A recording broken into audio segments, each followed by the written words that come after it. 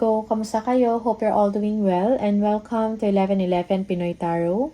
In today's reading, tingnan natin ang inyong romantic love situation. Ano yung energy ng person mo towards you or towards the relationship. Please subscribe, like, comment, and share. And please tap the bell for updates from this channel. Maraming salamat sa inyo, Virgo. Ano yung energy ng person mo towards you and towards the connection. Virgo, energy ng person mo towards you and towards the connection. Unsatisfied. Parang hindi masaya yung person mo ngayon sa kanyang current situation or sa status ng buhay niya or sa status ng buhay ninyong dalawa. Okay? Yeah, your person meron ditong panghihinayang sa isang sitwasyon or sa isang opportunity. Okay? I didn't act when I should have. Okay. Maybe your person, nagkaroon siya ng mga chances or opportunity, but he or she may, siguro nag-fail siya to do his or her best. No? Yeah, hope. I haven't given up on us yet, but still, this person is full of hope, no? Parang hindi siya nag-give up. Okay?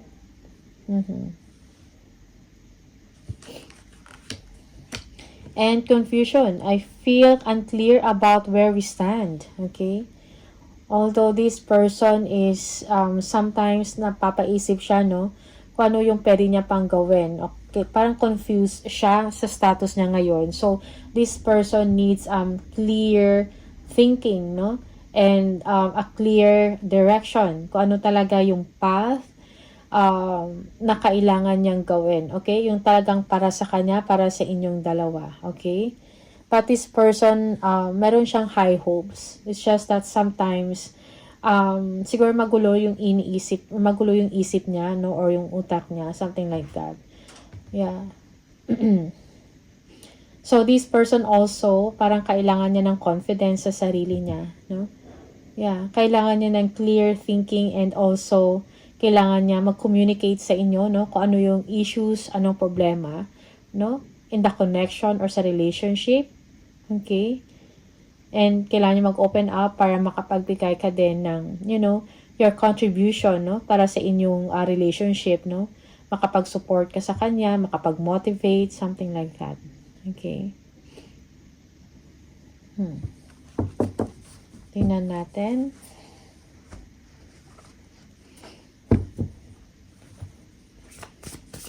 Also, for some of you, this person is not giving up on you. Although, minsan merong dissatisfaction, no, or discontentment sa sitwasyon, yung person mo. Pero hindi siya nag-give up, okay? Tingnan natin, energy ng person mo, Virgo. Energy ng person mo towards you and towards the connection.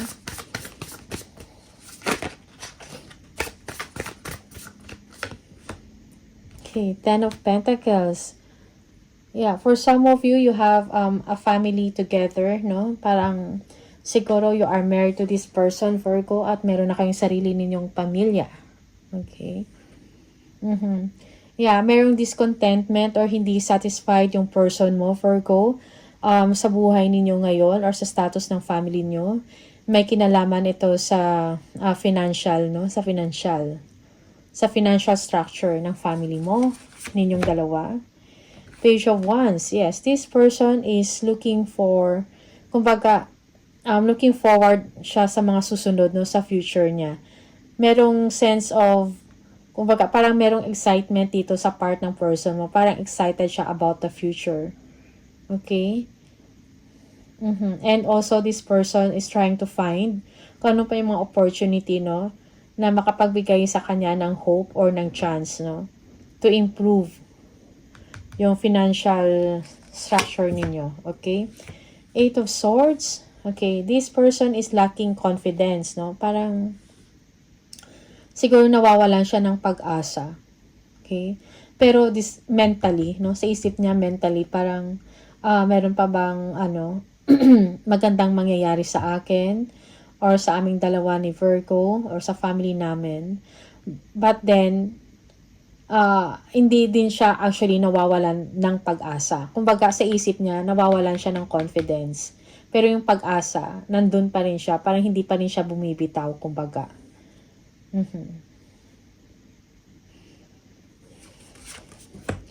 For some of you, this person will be communicating to you some opportunity, no? Na pwede niyang i-take. Okay? And he or she is excited about that opportunity. Merong Two of Cups or togetherness dito. Okay? Your person is looking forward to see you or to meet you. Yeah, merong pagkakaintindihan at merong pagkakaunawaan dito. Okay? Kung meron man doubts, no? Or confusion sa status ng inyong relationship or sa status ng inyong buhay, okay, merong pagkakaayos dito. Okay, magiging maayos ang lahat, most especially if you support each other. Okay, at merong motivation sa isa't isa.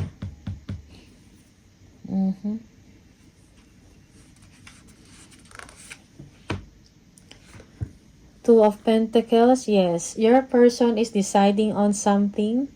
Okay, may kailangan siyang pagdesisyonan or meron siyang mga choices, no? Na naiisip, no? Kailangan, kung ano man yung mga choices or desisyon na gagawin niya ngayon, meron niyang impact, no? Para sa anyo ng inyong kinabukasan. Okay? Kinabukasan ninyo ng pamilya mo or ng inyong connection. Okay? So, kailangan niya maging maingat, no? Sa kanyang mga decision. Kailangan niya maging smart. Yung sa isip ng person mo ngayon, Virgo, is about development or improvement, no, sa kanyang kaperahan, sa status ng kanyang buhay, or sa status ng inyong relationship, no? Na may kinalaman sa financial.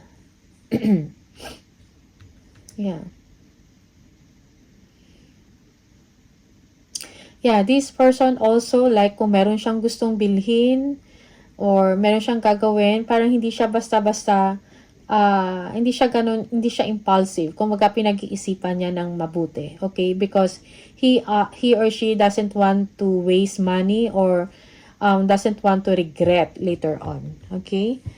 Because, yung mga, based on this energy, may mga decision or wrong decision, no? Para na mess up yung person ninyo in the past. Okay? And now, nagiging maingat siya. Merong Six of Wands, yes. Gusto-gusto ng person mo na, merong na maging victorious siya, no, sa mga plano niya. Okay? Not only for himself or herself, but para sa inyong dalawa or para dito sa family na to, no, sa family ninyo.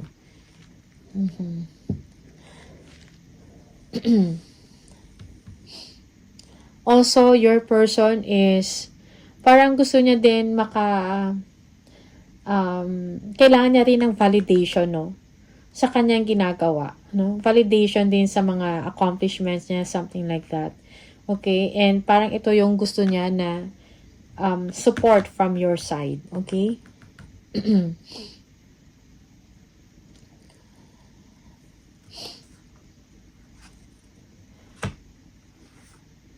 The Temperance. Okay, merong balance, no?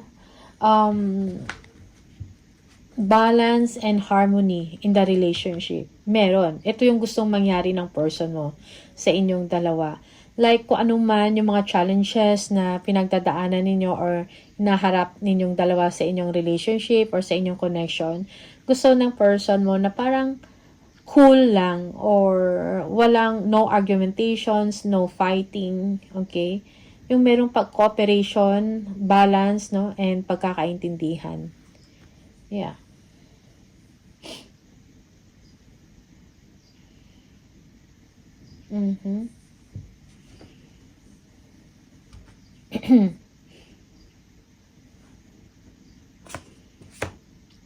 Queen of Swords. Planning. Direct communication. Okay? So, this person is planning for the future. Kailangan niya din kumbaga, kailangan niya i-prioritize, no? Yung mga kailangan niya i-prioritize, kumbaga. Okay?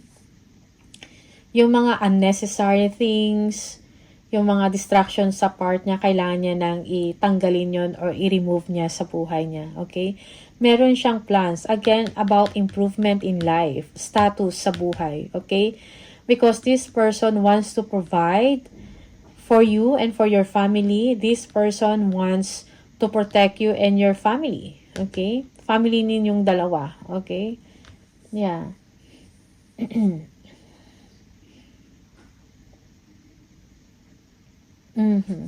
Yeah, this person wants to grow old with you. Parang gusto niya magtagal talaga ang inyong pagsasamahan, no? Magtagal ang inyong connection. Eight of Cups, this person is, merong abandonment issues. Parang ayaw niya na iniiwanan siya or hindi siya sinusuportahan. Okay?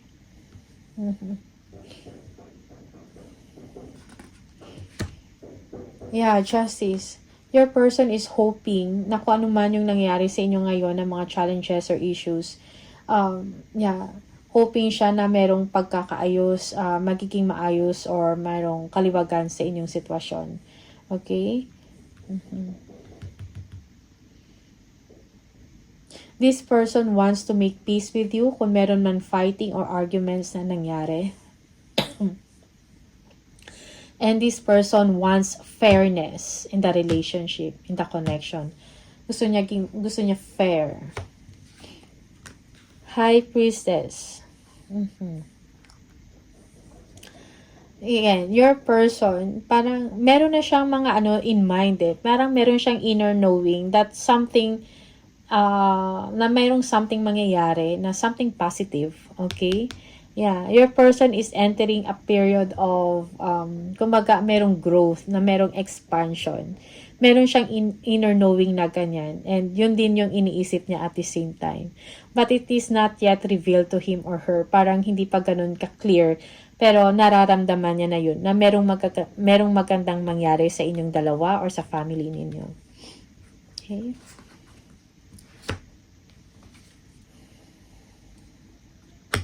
The Sun. Okay.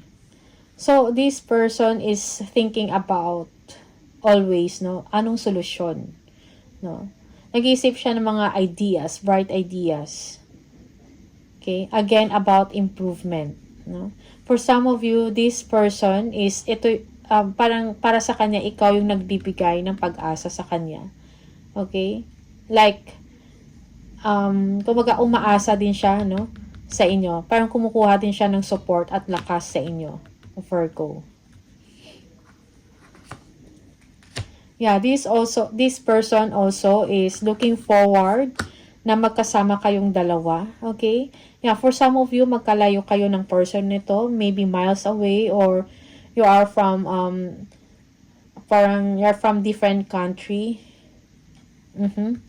Or yung person na to is nagtatrabaho sa ibang bansa or naninirahan sa ibang bansa. Okay, Three of Pentacles, yes. Magkalayo nga, no? Kasi parang walang physical cooperation or coordination dito. Okay? Yeah.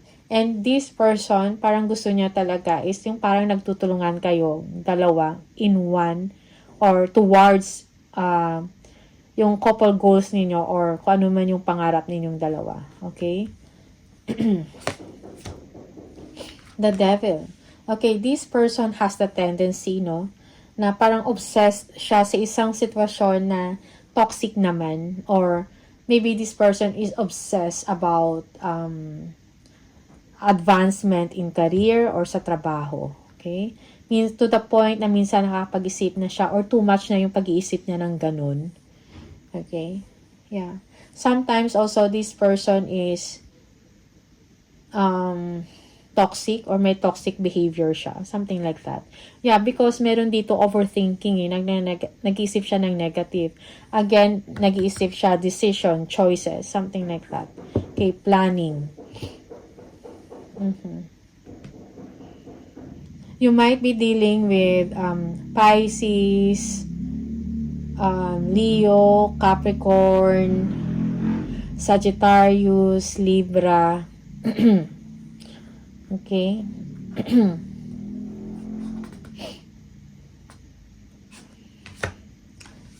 Ace of Cups. Yes. Renewed success. Ito yung gusto ng person mo. Okay?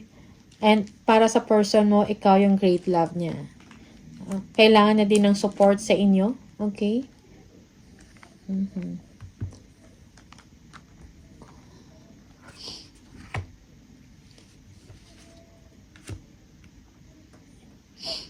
This person wants, again, moving in together, no? Gusto niyang magkasama kayo. Eight of Pentacles.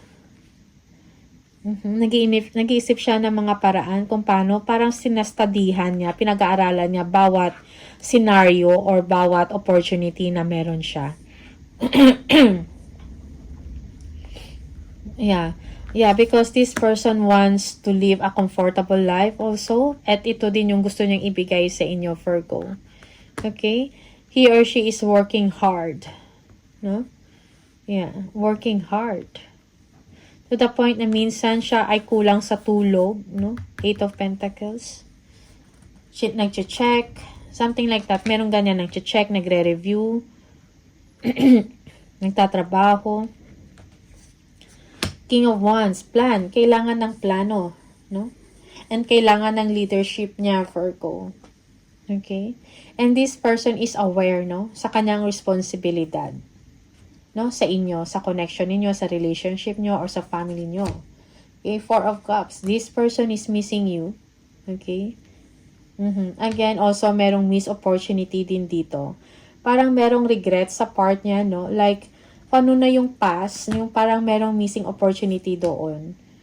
Yang parang doon pa rin siya, nagdidwell pa rin siya sa ganun. Okay? Dwelling sa isang scenario or sa isang event or sa isang situation na in the past or merong panghihinayang. Okay? Parang hindi siya makamove on. So, this person needs to move on. Kasi kung ano man yung mga loss, mga nawala. Okay?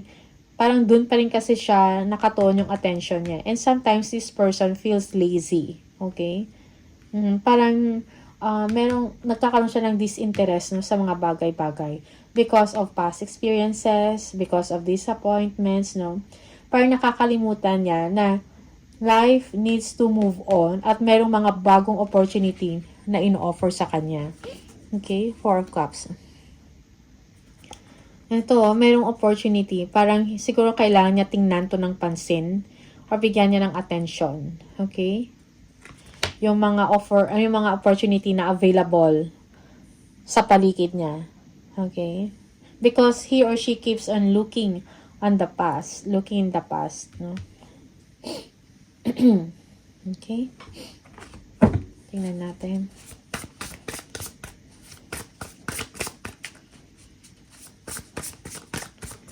You might also be dealing with an Aries.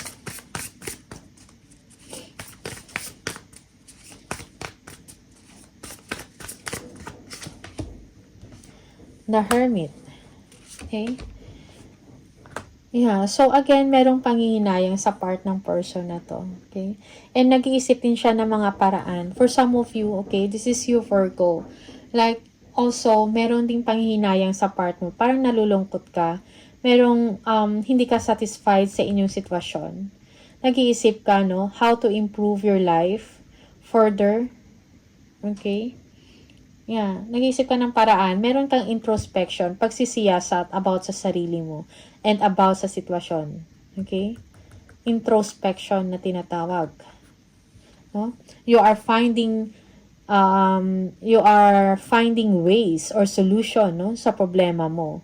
You need enlightenment. You need answers. Kasi parang pinanghinaan ka din ng loob. Okay? The world. Yeah, you want to have the world, no? Like, in a sense na parang gusto mo magkaroon ng karangyaan, ng freedom. Okay? Yeah. You want to live a comfort life. You want to travel for some of you. Okay? Like, kaya ka nalulungkot or merong disappointment dito sa part mo or regrets, panghihinayang, okay, sa situation. No? Also, you are also, kung magkalayo kayo ng person na to, you want to live with this person or gusto mo magkasama kayong dalawa, okay? Merong travel or international dito. International travel. Okay? Okay.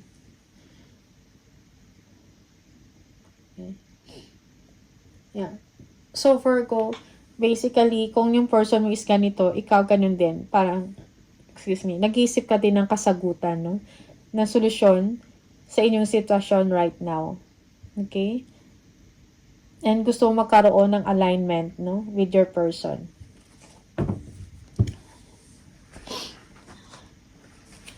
Like, parang magkatugma kayo ng values, you're on the same page. Okay?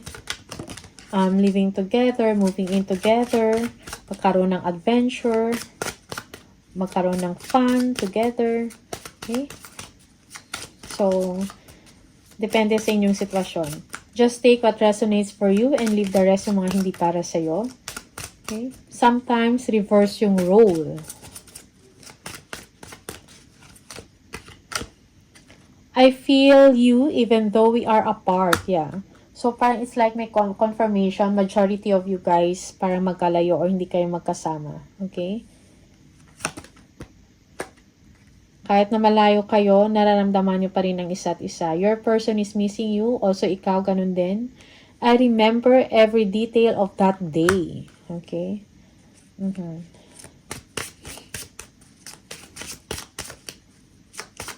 Parang naalala niya yung mga moments ninyong dalawa or na magkakasama kayo. Virgo. For some of you, merong dito, I want to be more than friends. Okay? Yeah, that's for some of you. Okay? Or serious relationship, no? Okay? So, Virgo, for some of you, yung person ninyo, or kung hindi pa kayo together with this person, or hindi pa kayo something like that, parang close lang kayo, no? Close connection.